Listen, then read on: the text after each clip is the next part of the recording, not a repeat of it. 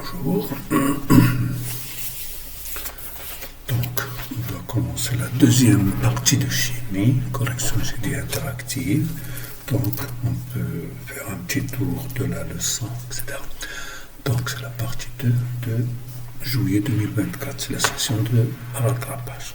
Passons maintenant aux choses sérieuses. Voilà. Alors, ici, je vais prendre l'épreuve. Voilà, on est là. On est dans la deuxième. Donc la première partie, on l'a déjà vue, c'était les piles. Maintenant, c'est la deuxième. Donc la deuxième, qu'est-ce qu'il dit? Bon, on va essayer de étudier un petit peu. Non. Prendre un petit peu de, si vous voulez, la couleur. Voilà. Non, celle-là, ça me plaît pas. Regardons le vert. Regarde. Donc, dans cette partie de l'exercice, on se propose d'étudier une solution aqueuse d'une amine. Amine, c'est RNH2, c'est une base. Donc, R, c'est une chaîne carbonée. Bon, je ne sais pas, est-ce que c'est un alkyle? C'est-à-dire CH3 ou C2H5 ou. Bon, on ne sait pas. Donc, ce qu'on sait, c'est à la base, là, c'est son acide conjugué. Donc, vous voyez là, l'acide conjugué, c'est lorsqu'il prend un H+. Voilà.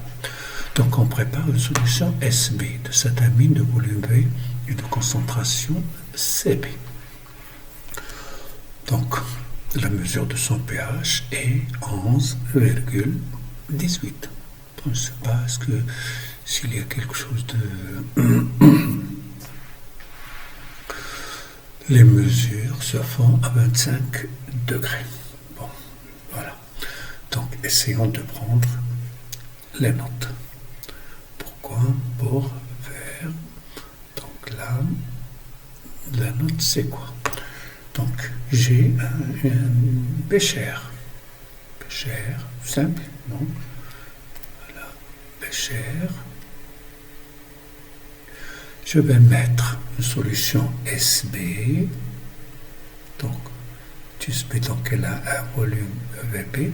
On m'a pas, c'est ce qu'on a dit CV. Et on a CB, c'est-à-dire concentration, c'est 9 fois 10 moins 2 moins litre moins 1 ou 0,09. Donc ici, si je mets ici le pH mètre, donc il va m'indiquer une valeur pH égale 11,88. 11,88. Voilà, c'est tout. Donc, qu'est-ce qu'on demande? Donc on va étudier, c'est l'étude de la solution SB. C'est ça ce qu'on va faire maintenant. C'est une solution aqueuse, c'est tout. Donc, qu'est-ce qu'on nous demande? On nous demande premièrement l'équation, c'est normal. Donc, l'équation, c'est de cette base avec l'eau, et à partir des courbes,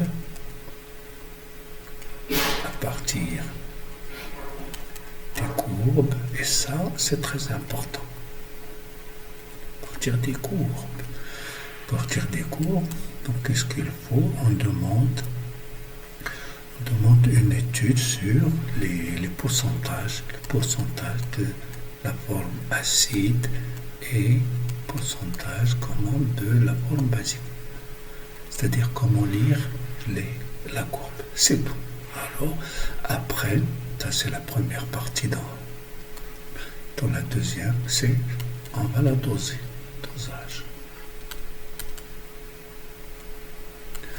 Dosage par un acide fort qu'on verra après. Alors, on va étudier premièrement la première partie, après on verra. Voilà. Donc, donc c'est classique, donc on ne va pas perdre beaucoup de temps là-dedans. Donc, on va essayer d'aller très vite. Bon, alors, je refais. Donc, ici, on a SP.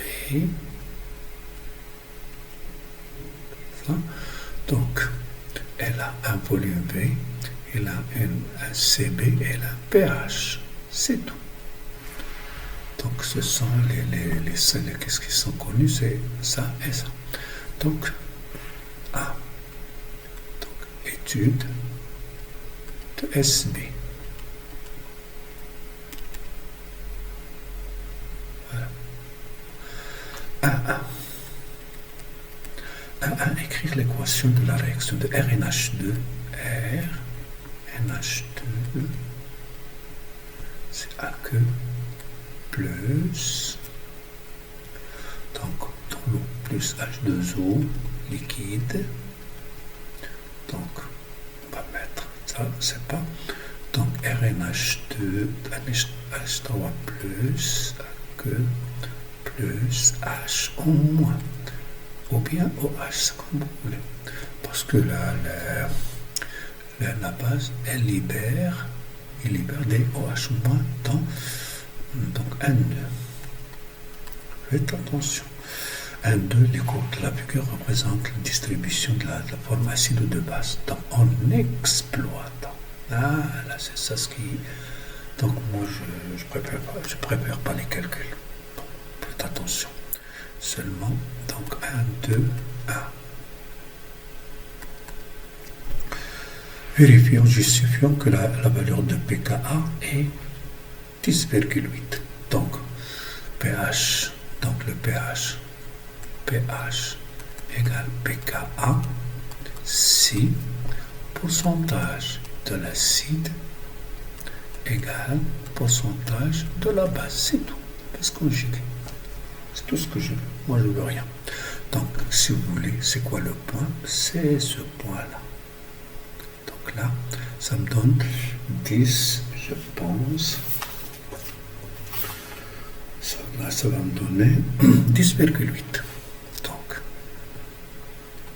pKa égale à 10, si vous voulez faire des calculs, ça c'est votre affaire, moi non. Parce que c'est en exploitant. Donc 1, 2, 2.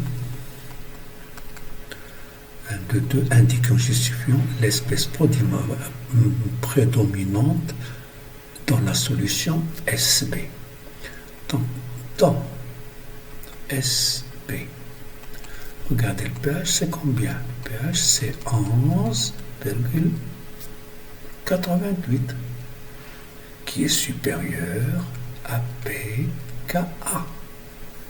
Donc pH égale pKa plus log de la base sur l'acide, c'est-à-dire lorsque la base domine. C'est tout. Donc R, NH2 prédomine.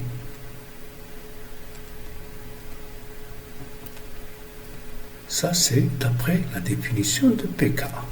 On ne va pas perdre le temps pour faire des tas de calculs pour rien dire. Alors, 1, 2, 3. Déterminer la valeur de pH pour que le pourcentage d'acide soit égal à 4 fois celui de la base. Donc, le pourcentage de l'acide sur pourcentage de la base égale à 4 fois. La valeur, donc, c'est-à-dire pourcentage de l'acide égal à 4 fois celui de la base. Donc, c'est ça. Donc, regardez très bien là. Pour le pourcentage de l'acide sur le pourcentage de la base, s'il est égal à 1, s'il est égal à 1, ça tombe dans ce cas-là. Donc, automatiquement, lorsqu'il y a une délai, c'est-à-dire l'acide plus que la base, c'est avant. Regardez l'acide. Là égale la base. Donc ici l'acide, c'est plus que la base. Donc automatiquement, ça peut me donner que ici c'est 80. Regardez là, c'est 80. Et ici c'est 20. 20 fois 4, c'est combien? C'est tout. 20 fois 4, c'est 80. Donc c'est le pH, c'est 10,2. pH égale à 10,2. Ça me suffit. Pas de problème. D'accord. Alors, maintenant, on va passer au deuxième. J'ai dit, répondez exactement ce qu'on vous me donne. On me demande donc si c'est dosage. Dosage d'une base. D'une base par un acide. C'est-à-dire, j'ai ici la base, et là, c'est l'acide. Là, c'est l'acide. C'est-à-dire SA. Vous voyez très bien. Donc, qu'est-ce qu'on demande? Donc, on va voir encore, on va prendre des notes. Des notes pour le dosage. Pour le dosage, après, on discutera, c'est très simple.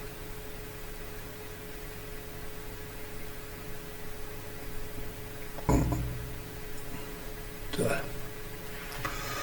Donc, on réalise le dosage de VA. Donc, si vous voulez ici, on va prendre le dosage. Voilà. Donc, le dosage, donc on va prendre ici SB et là SA.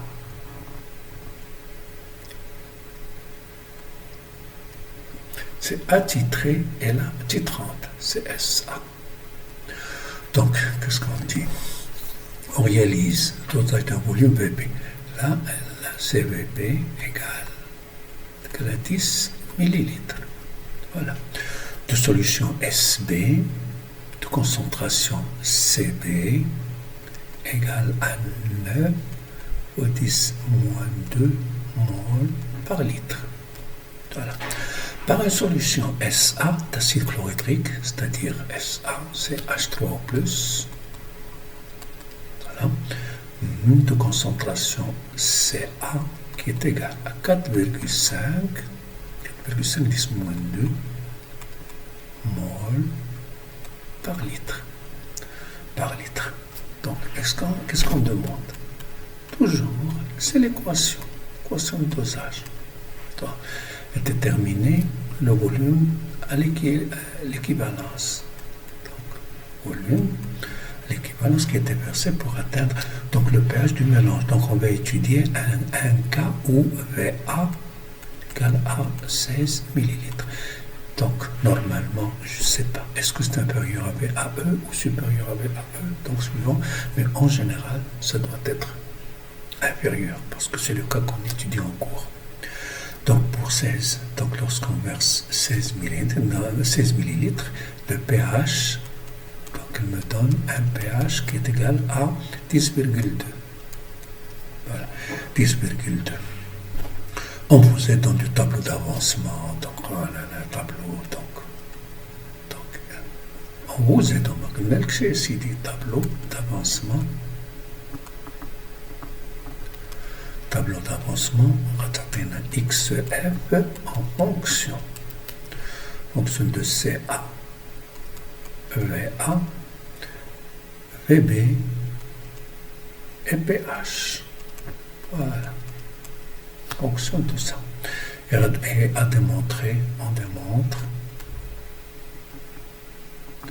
Donc, c'est-à-dire, on doit trouver que XF, c'est à peu près égal à 7,2 10 moins 4 mol. Et encore, on nous demande tout. Donc, pour ce point, pour V égale à 16 millilitres, donc, il faut démontrer que taux égale à 1 pour que la réaction soit totale.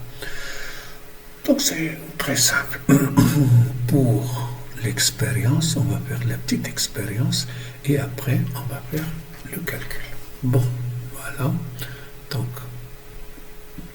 on a ces données. Voilà, j'ai ici une application pour faire le dosage. Donc, le dosage, qu'est-ce qu'on me demande? Donc là, qu'est-ce que j'ai dans la burette? Dans la burette, j'ai une solution d'acide fort. Voilà, de concentration 4,5 10-2. Concentration 4,5.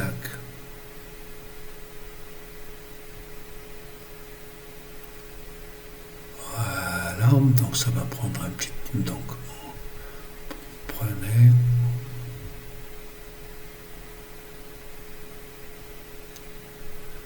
Donc 4,5, 10-2. Dans le bécher, on a pris 10 millilitres. Dans la 10 millilitres, on n'a pas ajouté d'eau, mais il faut on va voir, c'est quelque chose amine, éthyle ou méthylamine, mais elle a un pKa, comme on a dit, c'est le pKa qu'on a déjà vu, c'est 10,8.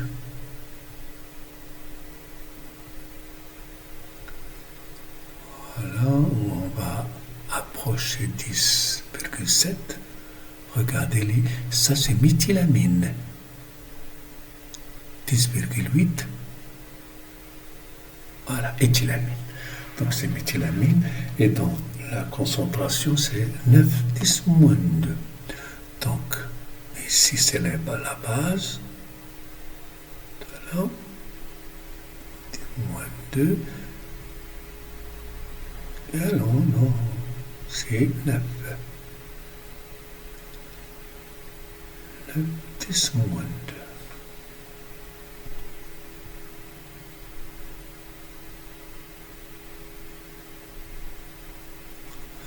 Bon, à peu près.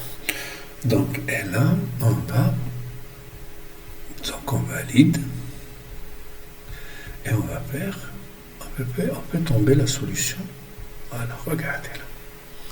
Donc, je vais enlever ça. Voilà. Regardez là, le volume, c'est à 1. Très bien. Voilà. Alors, normalement, vous avez ici, donc, pour voir le volume, voilà, regardez le volume à verre, c'est VAE, donc VAE c'est 20. Vous voyez très bien. VAE c'est 20. Et regardez, E c'est à peu près de l'ordre de 6. Donc on a assez peu demandé, mais de l'ordre de 6. Donc ce qui nous intéresse pour 16, regardez là, pour 16, le pH c'est 10,2. Est-ce que c'est vrai? Voilà. 10,2. Donc il n'y a aucun problème. Donc maintenant, l'expérience, elle prouve le résultat. Seulement, qu'est-ce qu'il faut? Il faut faire le calcul. Ça y est, je pense que c'est bon. Voilà. Alors maintenant, passons aux choses sérieuses. On doit écrire l'équation.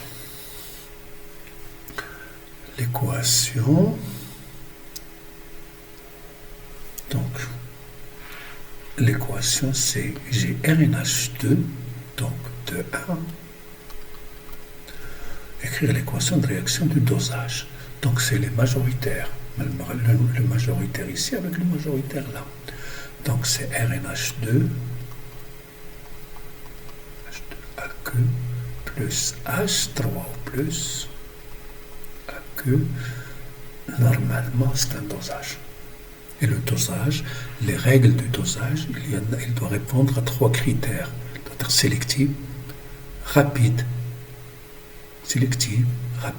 et total. Donc, ça c'est pour ça, on ne met pas de flèche. On va la démontrer, vous allez voir. Donc, ici, me donne la forme acide, c'est NaH3 plus AQ plus H2O. Voilà. de 1, de 2. Le pH du mélange est déterminé VAE. Donc, on a vu que VAE égale, pour nous, c'est 20 millilitres.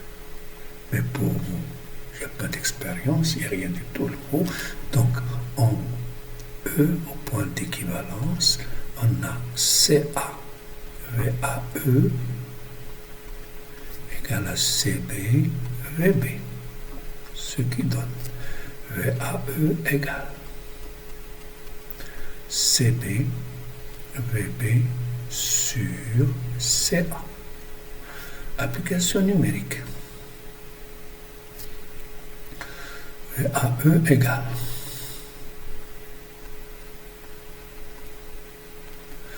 CB. Il est déjà là-bas. CB, c'est 9 10 moins 2. C'est 9 fois 10 moins 2 fois VB. VB, c'est 10 millilitres. Donc, on n'a pas à convertir puisque c'est une division. Divisé par CA. CA, c'est 4,5. 10 moins 2. Voilà. Alors, si vous remarquez, 9 divisé par 4,5, c'est 2. 2 fois 10, c'est 20. Et ça part. Donc, c'est égal à 20 millilitres qu'on a trouvé Hélène. Donc, c'est ça, donc, 3,2. Le pH 16. C'est dans des tableaux. Bon, alors, maintenant, on va au tableau. On va au tableau et on va trouver XF pour. Donc, on a dit.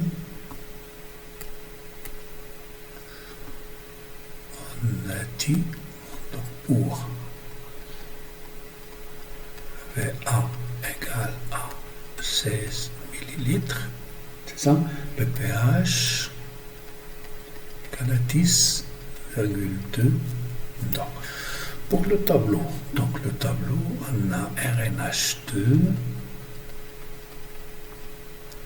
plus H3O plus AQ. Ça va me donner RNH3 plus AQ plus H2O liquide. Donc, l'état initial, donc on a NB. La NA. La 0, ça c'est en excès. L'état intermédiaire. C'est NB moins X, NA moins X, là c'est X. C'est ça? État final, c'est NB moins X final, NA moins X final, là X final. Et là, c'est... Donc, normalement, ici, c'est CB, VB. Là, c'est CA, VA. Voilà. Donc, maintenant, on a VA égale à 16. Donc, on est dans le cas. VA est inférieur à VAE. C'est-à-dire avant le point d'équivalence. Donc, N final de H3O plus. N final de H3O plus. Égal. N final de H3O plus, c'est ça. Voilà, c'est ça.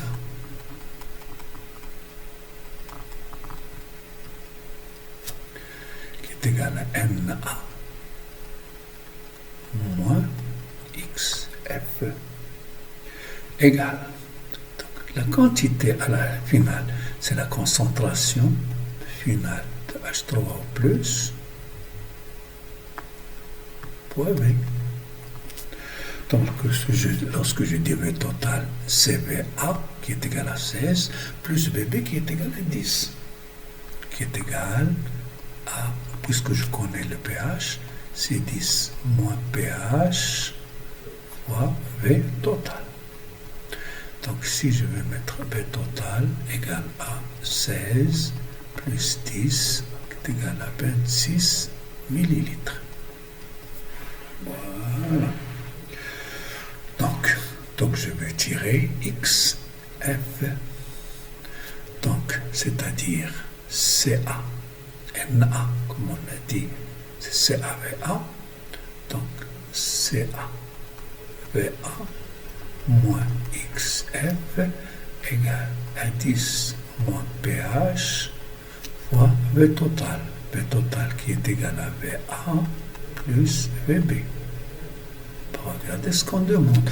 On demande XF en fonction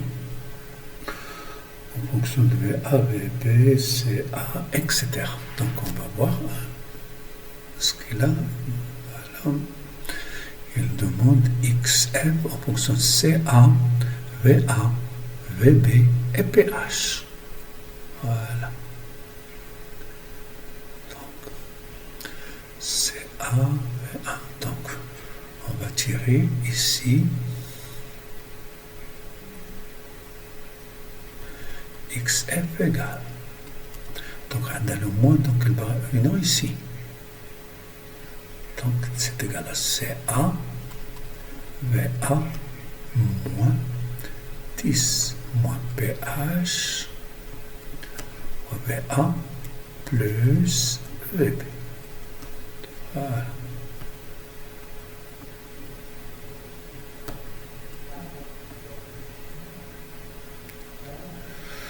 C'est AVA moins 10, la puissance moins pH, fois VA plus VB. Donc, on a l'application numérique. Donc, l'application numérique. XF égale. CA. CA, c'est 4,5, 10 moins 2. 4,5 fois 10 moins 2. VA. VA, c'est 16. Là, voilà, c'est 16. Mais maintenant, il faut faire, c'est pas un rapport, donc il faut faire attention à la conversion. 3 millilitres pour que, voilà, moins 10 à la puissance moins 10,2, c'est le pH, il est là, tu peux par VA plus VB qui est égal à 26 fois 10 moins 3 égale 4,5 fois 16. Attendez, on va faire le calcul. 4,5 multiplié par 16 égale 72. Ici, 72, c'est donc fois 10 moins 5 égale à 72 fois 10 moins 5. 10 moins 2, 10 moins 3, moins 26 fois 10 moins 13,2 fois 10 moins 13,2. Regardez, moins 13, moins 5, donc là c'est négligeable. Donc c'est là, XF, c'est de l'ordre de 7,2 fois 10 moins 4 moles. Voilà. C'est ce qu'on nous a demandé de démontrer, à ce que je sache. Bon. Voilà. C'est ce que... Donc, il y a à peu près 7,2, 10 moins 4. Maintenant, c'est le taux d'avancement pour le même état. Voilà. Donc, là, c'est, je pense, 2,4. Ça, c'est 2,3. 2. Là, c'était 2,3. XF.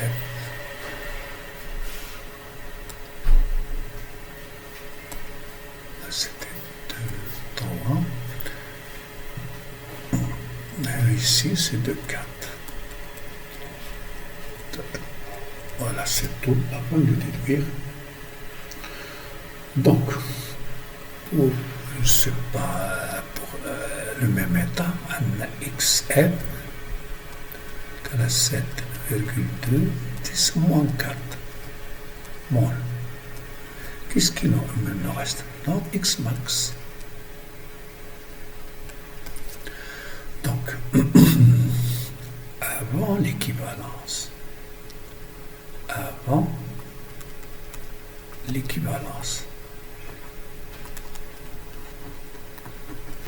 donc, qui est le limitant? Le limitant est celui qui est dans la burette. Donc, c'est l'acide. Donc, H3 O plus est limitant. Ce qui donne, regardez là, c'est CA VA moins X max égale à 0. Il est là. Là. Parce que c'est lui c'est lui là, regardez là, c'est le limitant. Donc X max égale à CA VA. Bon. Alors, tout égale XM sur X max qui est égal 7,2 fois 10 moins 4 divisé par CA. CA, il est connu, c'est 4,5 10 moins 2. C'est 4,5 10 moins 2 fois VA fois 16 10 moins 3 égale. Si vous remarquez très bien, 4,5 fois 16 fois 10 moins 2 fois 10 moins 3, c'est ça, c'est la même que là. Vous voyez là, c'est ça. Ça, il est très faible. Donc, automatiquement, c'est à peu près égal à 1. Ce qui donne la réaction du dosage est totale. On n'a pas d'autre choix. Et merci. Et merci et bonne chance.